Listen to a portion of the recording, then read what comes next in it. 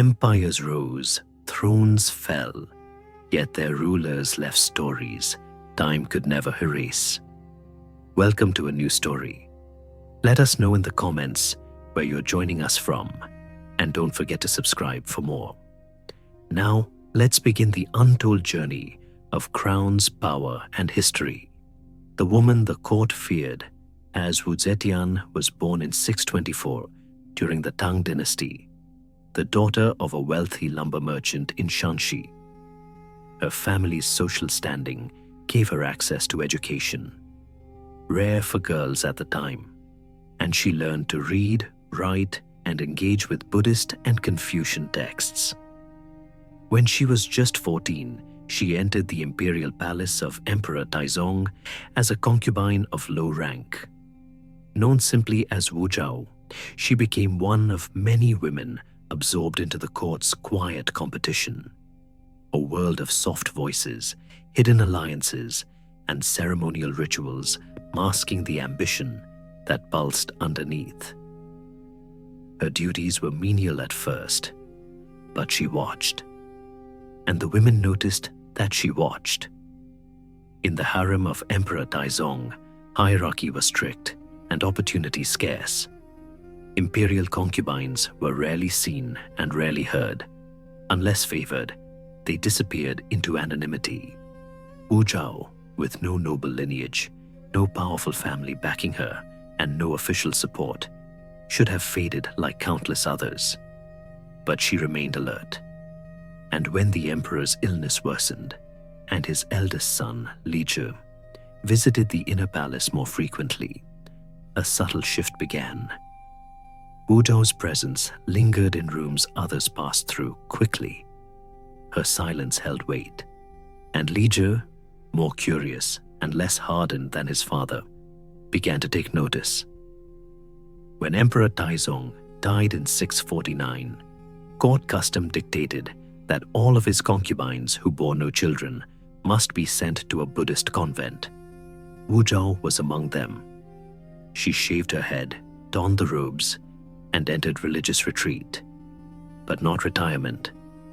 From the shadows of the convent, she kept close watch on the growing power of the new emperor, Gaozong, the very same Li Zhi. This transition marked a political turning point in Wu Zhao's life. While the rest of the court viewed her as removed from politics, she was preparing for re-entry. Within a year, Emperor Gaozong, defying court advisors and Confucian precedent, called her back to the palace. It was a quiet scandal, a former concubine of his father, now becoming a favorite of the son. Ministers objected, but the emperor overruled them, and Wu Zhao returned not as an afterthought, but as a figure of sudden and growing influence. The court's resistance was immediate. Empress Wang, Gaozong's wife, initially welcomed Wu Zhao as a tool against other concubines.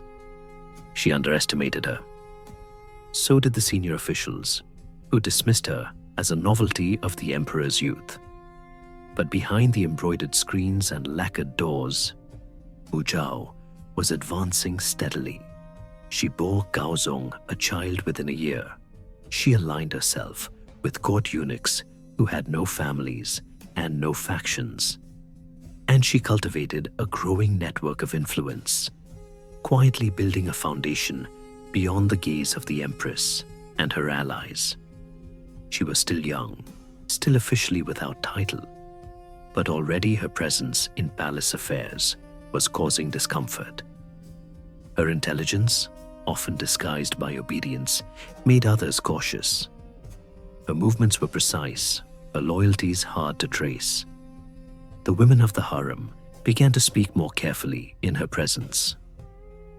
Officials noticed that the emperor now spent longer hours in the private chambers where she lived. The old rules of succession and propriety were bending, slowly but visibly. And so, within a few short years, a girl who had entered the palace without rank or promise had positioned herself at the center of the emperor's inner world. She had no army, no noble birthright, and no official seal. But she had something else: control of proximity, command of silence, and in a palace where every glance could signal a shift in power, the wrong people were beginning to look at her too closely. Because power, once noticed, becomes threat. And Wu Zhao had already been seen. After the death of Emperor Taizong in 649, Wu Zhao was sent, as required by court custom, to a Buddhist convent. She had borne him no sons and held no official favor at the time of his passing. Her removal was meant to be final, a quiet withdrawal from the political center of the dynasty. The convent offered no power, no access to the palace, and no path to return. But the woman who stepped behind its gates did not vanish. She adjusted, she observed, and in time, she found the waiting more valuable than action. Within the temple walls, Wu Zhao was not surrounded by silence alone. She was among women displaced by politics, rituals marked by repetition, and monks who lived near the borders of both state and spirit. This liminal space, half sacred and half political, became a holding ground. It was not uncommon for the cloistered women of former emperors to vanish into religious devotion, their names remembered only in burial records. But Wu Zhao's name did not fade, and at the heart of the new court, Emperor Gaozong, Taizong's son and her former acquaintance, began to remember her. Gaozong's early reign was marked by uncertainty. He inherited a stable empire, but lacked the commanding presence of his father. His health, already fragile, required him to rely on trusted advisors and close personal companionship. Empress Wang, his wife, held the highest rank in the harem, but struggled to maintain influence amid court rivalries.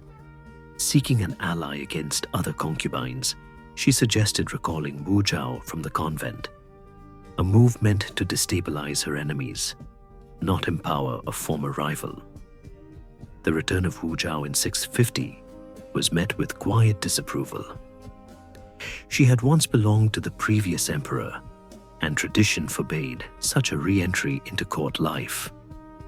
Ministers whispered of dishonor, and Confucian scholars criticized the breach of filial and ritual boundaries, but the emperor overruled them. Wu Zhao was summoned not as a relic of a past reign, but as a favored companion of the new one. In breaking precedent, Gaozong signaled that court custom could bend. And in doing so, he opened the door to a new kind of power. Wu Zhao's return to the palace was not ceremonial. She did not resume her old position among the concubines. Instead, she moved directly into the emperor's private residence and bore him a son within the year. The child was living proof of her renewed legitimacy, and her presence in the imperial quarters shifted palace dynamics immediately. Officials who once dismissed her as a passing memory now faced her influence at every turn. Her role, though still unofficial, began to mirror that of a consort. Within the harem, she operated with discipline. She secured the support of key eunuchs, men who moved between chambers, held the emperor's trust, and could carry messages without scrutiny. She showed outward respect to Empress Wang, but quietly grew her own network. And while she said little in public, her position behind the curtains became more central with each passing season. Her time in the convent had not erased her. It had refined her. Wu Zhao did not return to the palace in mourning. She returned prepared. Her silence had shielded her, but now she moved within sight of power. And as court rituals resumed around her, few remembered the quiet place she had come from, or what it had taught her to endure. In the imperial palace of the Tang Dynasty, births and deaths were not always separate from power. When one of Empress Wang's infant daughters died under suspicious circumstances in the early 650s, the court was thrust into silent chaos. The death occurred within the inner palace, far from public view, surrounded only by attendants, wet nurses, and the women of the harem. There were no witnesses who dared speak openly, no evidence recorded in official documents, only rumors that spread in hushed tones, rumors that would shape the fate of the empire. Though many suspected the involvement of palace rivals, it was Wu Zhou who moved with speed and precision while others hesitated. The tension between Empress Wang and Wu Zhou had already grown sharp. Wang, though childless, still held the highest formal title in the palace. Her position was protected by tradition, but weakened by the emperor's growing detachment. Wu Zhao, now bearing multiple children by Emperor Gaozong, had grown from a concubine into a central figure in court life. Her influence extended beyond private chambers. She had allies among the eunuchs, supporters within the bureaucracy, and the emperor's favor at her back. The death of the infant was not just a personal tragedy for Empress Wang. It became a political fracture point. In the wake of the child's death, accusations surfaced that the empress had been negligent or even complicit. Others pointed fingers at Wu Zhao, who had the most to gain. But Gaozong's decisions showed where he placed his trust. Within a year, under mounting pressure and orchestrated palace campaigns, the emperor formally removed Empress Wang from her title. She was stripped of her position and placed under house arrest. Soon after, Consort Xiao, another rival, followed her into disgrace. With both women removed, Wu Zhao stood alone among the emperor's inner circle. In 655, Wu Zhao was officially elevated to Empress Consort, the highest rank a woman could hold in the imperial court. It was an unprecedented climb. No woman of her background had ever displaced a sitting empress to take the throne beside a living emperor. Her elevation was not merely a reward for favor. It was a reordering of court structure and authority. Those who opposed her rise were dismissed, demoted, or reassigned. Those who supported her found new paths open before them. The court's balance shifted, and a new era of governance took form, shaped by her influence. As empress, Wu Zhao did not retreat behind ceremonial duties. She became a participant in the affairs of state. Gaozong, increasingly plagued by illness and chronic headaches, allowed her to oversee decisions, attend court sessions, and review petitions. This involvement, at first informal, would gradually evolve into co-governance. But her growing authority came at a cost. The death of Empress Wang's child remained a point of quiet tension. Some officials whispered of murder, others feared retribution. But no accusations stuck, no inquiries were opened. The matter dissolved into silence. Grief in the palace did not always find public voice, and beneath the quiet ceremonies and red silk celebrations of her rise, there lingered a shadow, not just of what had been lost, but of how it had been lost. Wu Zhao had taken the title she sought, but those who watched from the outer courts understood what it had required to claim it. By the late 650s, Wu Zetian had given birth to several sons, heirs to the Tang throne by blood and by law. But within the palace walls, maternal instinct gave way to political caution. The court was a place where ambition moved in silence, and Wu Zetian had learned early that proximity to power did not guarantee safety. She did not nurture her children as future rulers. She raised them in the shadow of her authority, kept at a distance, watched closely. Among the boys, subtle rivalries began to emerge, but none understood that they were being studied as much as they were being groomed. At the same time, Emperor Gaozong's health declined steadily. He suffered from chronic illness, and though he remained the figurehead of the empire, many of his duties passed to others. Wu Zetian stepped into the gap without fanfare. She began reviewing petitions, issuing orders in his name, and attending court sessions behind a silk screen. Ministers understood where real decisions were being made, but few dared acknowledge the shift openly. Wu did not yet wear the crown of a ruler, but she operated with its weight. As her control expanded, so did her network. She installed loyal officials in regional posts, replacing aristocrats with men chosen for loyalty rather than lineage. In the capital, she surrounded herself with trusted eunuchs and Buddhist monks. The monks, many from rising sects that supported female enlightenment and moral prophecy, offered more than spiritual guidance. They served as quiet allies, reinforcing her legitimacy through divine language, speaking of fate, destiny, and rulers chosen by heaven. This blend of religion and politics deepened her reach.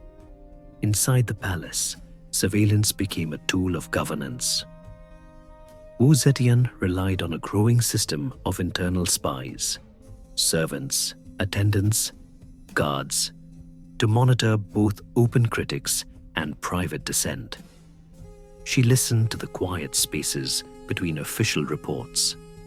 In court, ministers found themselves second-guessing alliances. One misstep could bring demotion.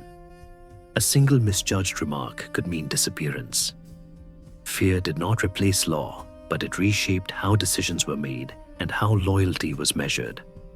Her sons, growing into young men, watched this consolidation with unease. The eldest, Li Hong, held the title of Crown Prince, but not its authority. He was educated, thoughtful, and increasingly independent in his views. Unlike his brothers, he began to question the role his mother played behind the curtain. He spoke more openly, met with court officials in private, and asked about the boundaries of imperial duty. His tone, though respectful, carried the undertone of resistance.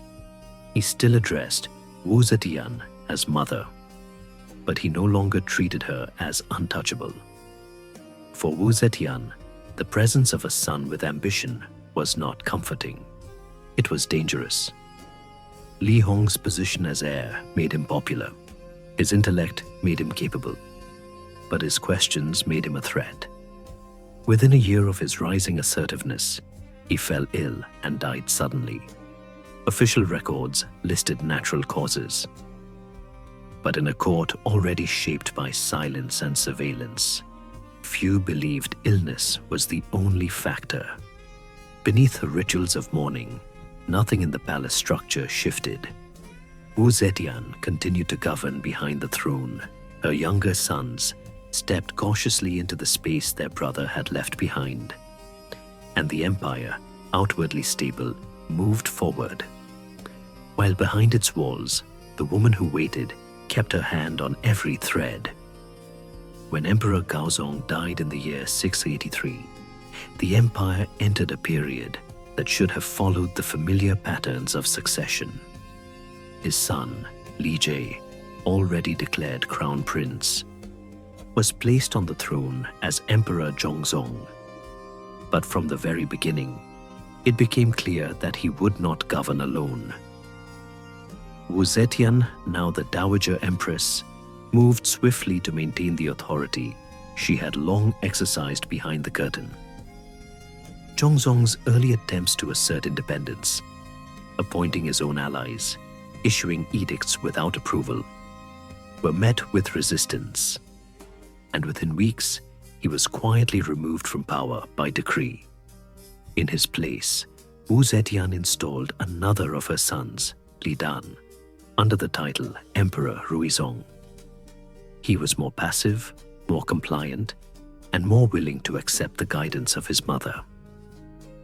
But even his rule was in name only.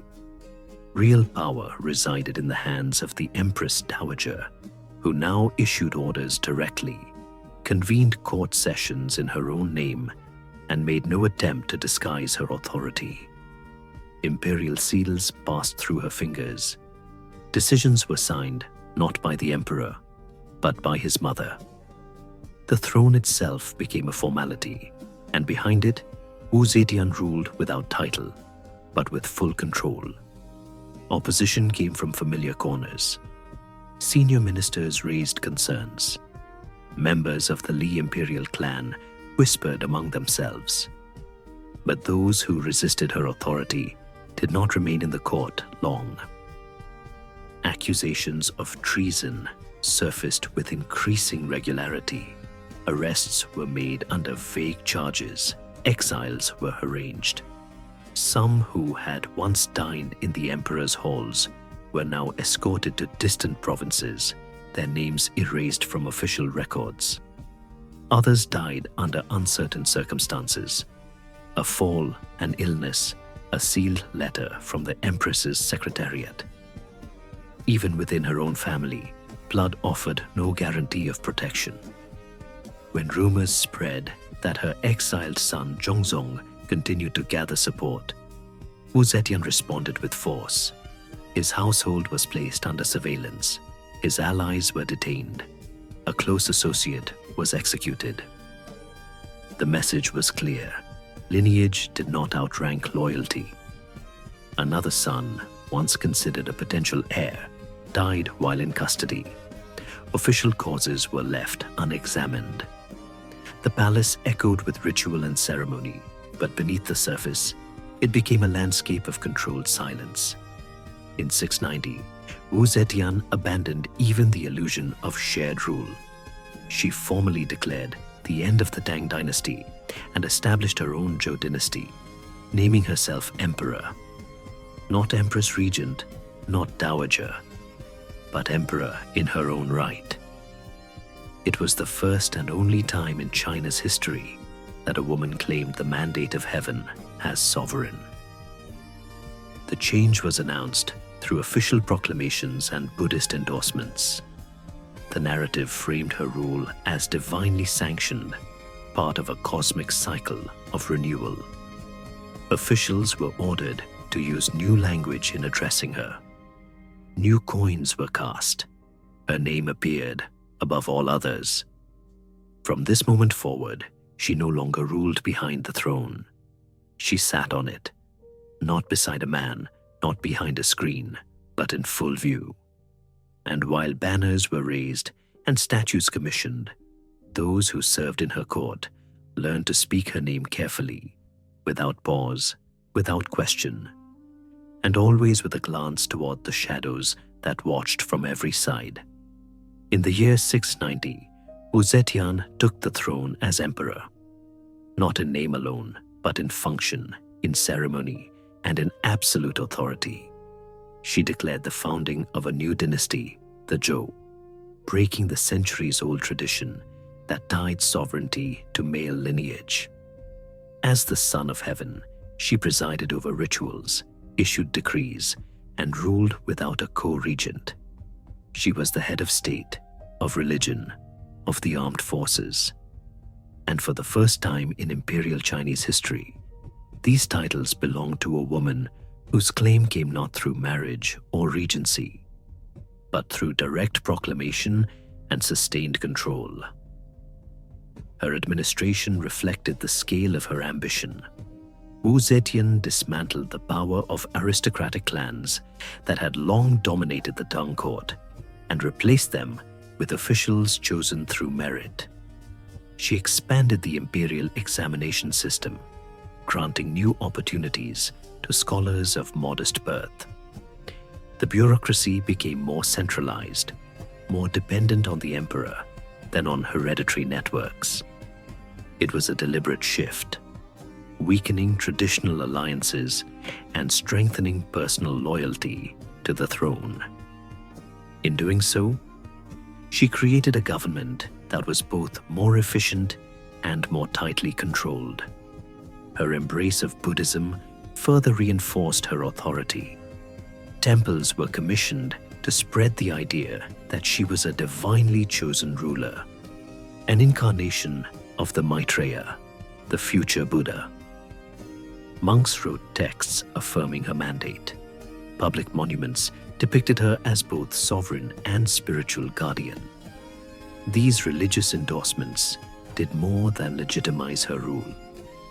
They provided a philosophical framework for power that bypassed Confucian ideals of male succession. Through faith and bureaucracy, she forged a new path to imperial legitimacy. But with power came distance. Over time, her court grew smaller and quieter. Ministers entered her presence less often. Debates that once played out in open audience halls were now settled behind locked doors. She relied increasingly on her eunuchs, men without family ties or competing loyalties, to carry messages, enforce decisions, and monitor dissent. Their presence was constant, their loyalty absolute, and their access to the emperor unmatched. Yet even they learned not to ask questions when orders were delivered without explanation. In this narrowing circle of influence, fear took root. Accusations of disloyalty could come from anywhere, and they did. A single report, a careless comment, or a gesture misread could result in exile or death. High-ranking officials vanished from court records without trial. Former allies were removed with no public reason.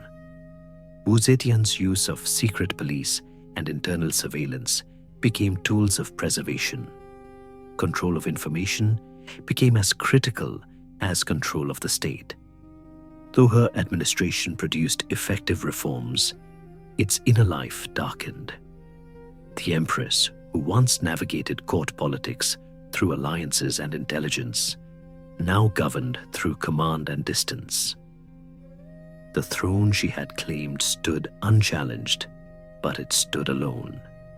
Those who served beneath her grew skilled in silence, and at court, it became common to answer questions with deference and to speak only what had already been approved. At night, the palace grew quiet. Reports passed from eunuch to eunuch. Lights remained burning in chambers others no longer entered. And those permitted to speak in her presence did so carefully, because by then they understood that her silence did not mean absence. It meant judgment. In the final years of Wu Zetian's reign, her grip on power remained unshaken in name. But the atmosphere around the throne began to shift. She was now in her 70s, older than any emperor who had ruled before her. And though her authority was still absolute, her physical health had begun to decline. She tired more easily. She appeared in court less frequently, but she did not retreat. In her private quarters, a new presence had emerged. Two brothers from the Zhang family, Zhang Yiji and Zhang Changzong. Much younger than the Empress, and without political lineage, they rose quickly to positions of unprecedented access. The brothers served as companions, personal attendants, and eventually gatekeepers to the emperor herself. They carried her messages, managed her petitions, and held the ears of ministers waiting for her attention. Their rise was steep and rapid, and it was noticed. To older members of the court, men who had served through decades of dynastic politics, the Zhangs were seen as symbols of decline. Their beauty, their influence, and their closeness to Wu Zetian offended the Confucian ideals of hierarchy and virtue. But few dared challenge them directly. Their access to the Empress made them untouchable. Behind the walls of the palace, however, the weight of succession returned. With her sons removed, disgraced, or sidelined, Wu Zetian had disrupted the traditional lines of inheritance. Now, as her strength weakened, she began to consider the future once more. Letters were exchanged, names were reviewed. Her previous son, DJ, once deposed, then exiled, came back into discussion. But every option carried risk. Restoring a former heir might undo the legacy of the Zhou dynasty. Naming a new successor too early could invite rebellion. And throughout this delicate process, the Zhang brothers remained central. As the empress leaned on the Zhangs more heavily, resentment among the court deepened. Disinherited princes, sidelined officials, and military commanders from the provinces began to coordinate in secret. Assassination attempts were planned and foiled. Warnings were sent through coded letters and intercepted messengers. Some generals remained loyal to the dynasty in name, but refused to carry out its decrees. Others began aligning with the memory of the Tang, hoping that the old dynasty might one day be restored. The court that had once run like a tight instrument under Wu Zetian's direction now moved unevenly. Decisions slowed. Appointments took longer. Ministers complained of delays in receiving imperial commands.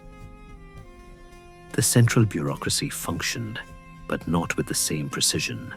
Power was still held at the top, but it now moved through channels narrowed by suspicion and fatigue. And inside the palace, Wu Zetian's physical condition made meetings rare, while the Zhang brothers increasingly acted in her place. For the woman who had rewritten the very definition of imperial rule, time had become the one force beyond her control.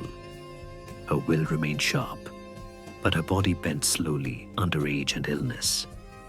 The men closest to her guarded access with intensity, but the empire beyond the capital began to stir with uncertainty. And for those watching from the edge of court life, the sons, the rivals, the generals, the silence surrounding succession felt less like strategy and more like a warning that the line between dynasty and downfall was beginning to fray. By the start of 705, the Zhou dynasty stood in name, but its foundation had begun to shift. For years, Empress Wu Zetian had ruled without equal, commanding loyalty through strength, surveillance, and the careful orchestration of fear.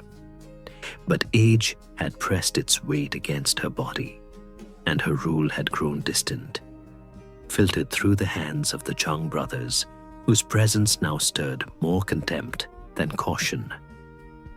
Outside the palace, the empire remained largely stable. No provinces had risen in rebellion, no armies had marched against the throne, but the real fracture opened from within, among those who once owed their power to her. In the heart of the imperial palace, the conspirators gathered not in defiance of the state, but in defense of it, or so they claimed. The leaders were not strangers or enemies from distant lands. They were high-ranking ministers, generals, and members of the imperial guard. Many had risen during Wu Zetian's earlier reforms. They had benefited from her reorganization of government and her break with aristocratic privilege. But now they viewed the empress not as the unifying force of a strong dynasty, but as a fading presence surrounded by dangerous influence. Their target was not her directly at first. It was the Zhang brothers, Zhang Yizhi and Zhang Changzong, whose grip on court access and decision-making had reached intolerable levels. They were accused of corruption, of manipulation, of degrading the office of the emperor. And while their exact crimes were never fully recorded, The urgency with which they were removed made their fate clear. On a winter morning in 705, the brothers were seized and executed in the palace grounds. No public trial, no defense.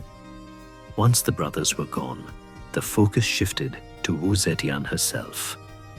She remained in her private chambers, ill and largely withdrawn from court life. But her authority, though weakened, still carried legal and ceremonial weight. The conspirators did not dare dethrone her with force alone.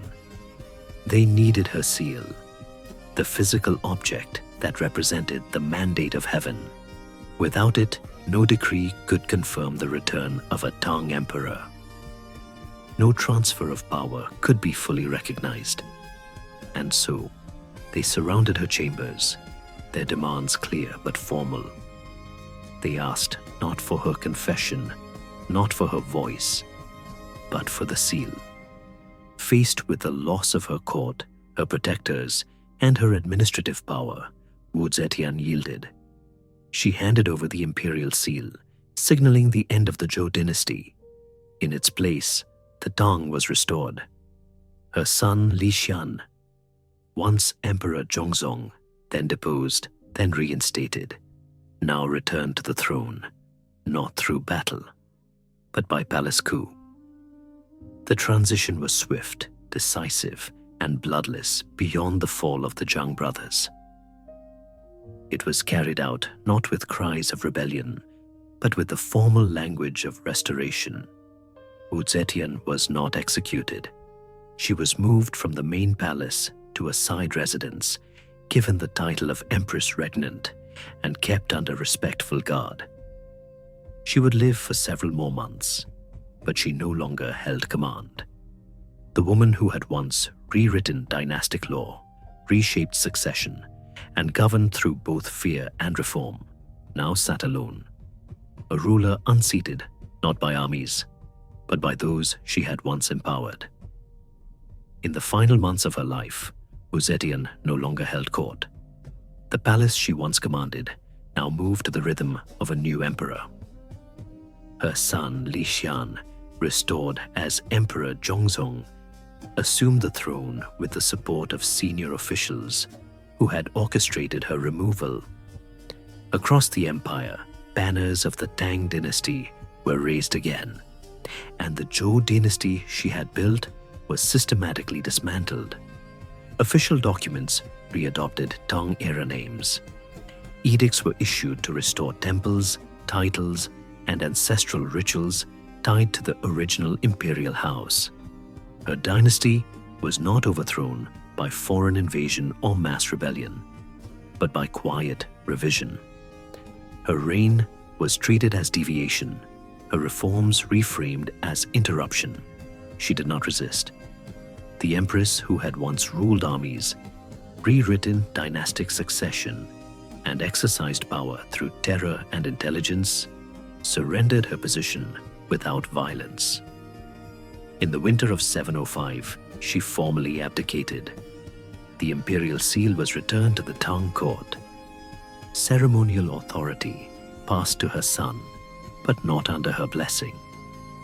There were no proclamations of unity, no shared transition.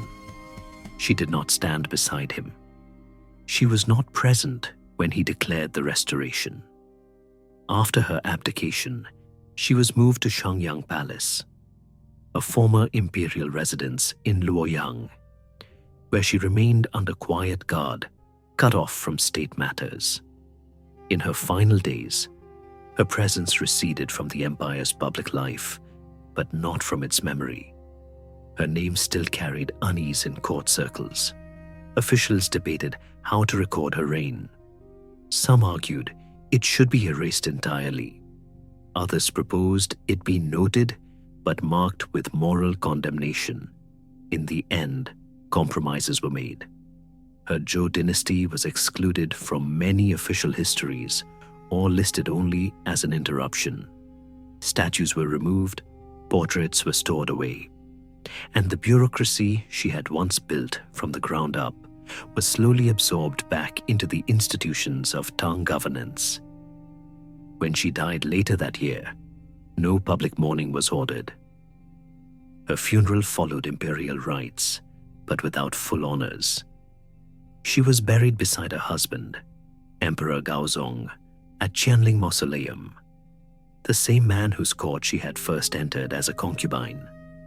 But unlike other imperial tombs, where epitaphs praised the wisdom or achievements of the deceased, her stone tablet was left blank.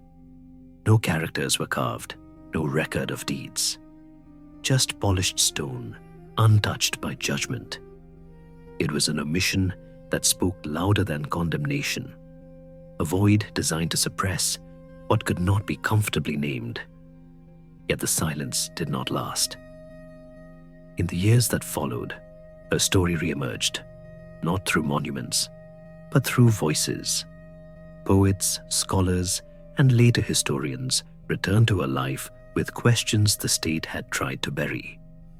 Her rule was debated not just for its ambition, but for what it revealed about power, how it is claimed, how it is kept, and how it threatens those who expect it to remain in familiar hands.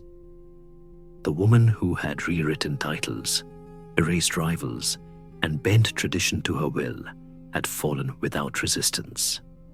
But the question of how to remember her would remain unsettled, echoing long after her name had been scratched from scrolls and her seal passed into other hands.